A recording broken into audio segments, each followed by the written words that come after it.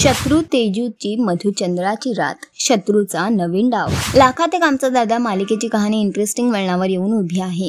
हल्लीच मालिकेत बघायला मिळालं की शत्रू आणि तेजूचं जागरण गोंधळ झालं. लग्नानंतर आता फायनली शत्रू आणि तेजूची मधुचंद्राची रात आलेली आहे, जिथे बघायला मिळणार सूर्या आणि तुळजामध्ये होते चर्चा.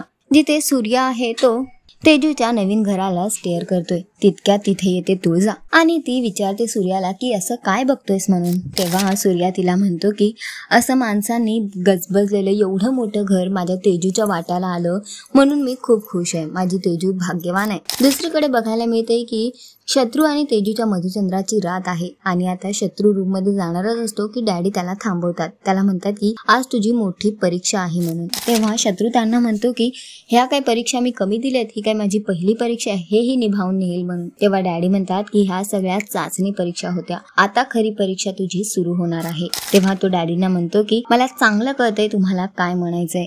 आता तिला असे चटके देतो ना तेजूला की तिच्या किंचाळ्यांचा आवाज ना सूर्यापर्यंत, त्याच्या वाड्यापर्यंत पोहोचला पाहिजे. पुढे बघायला मिळते की शत्रूच्या दोघीही आया तेजूला समजावत आहेत. तिला म्हणतात की आमचा मुलगा आम्हाला माहिती आहे तो कसा आहे, पण तुला या नात्याला जर वाढवायचं असेल तर तुलाच या रोपट्याला खत पाणी घालावं लागेल. आणि तेजूला ते मधुचंद्राच्या या रातीसाठी तयार करतात. पुढे बघायला मिळते की तुळजा सुद्धा तेजूला समजावते आणि तिला म्हणते की स्पर्श माणसाचा तेव्हाच काम करतो जेव्हा ती नाती मनाने एकमेकांशी जोडलेली असतात. तर आज तुझं नातं मनाने जोडले की नाही हे बघण्याची वेळ आलेली आहे. त्यामुळे तुला आज कळेल की शत्रू तुझी काळजी घेऊ शकतो की नाही आयुष्यभर. आणि त्यानंतर शत्रूच्या रूम मध्ये तेजू दुधाचा ग्लास घेऊन जाताना दिसते, पण ती खूप घाबरलेली आहे.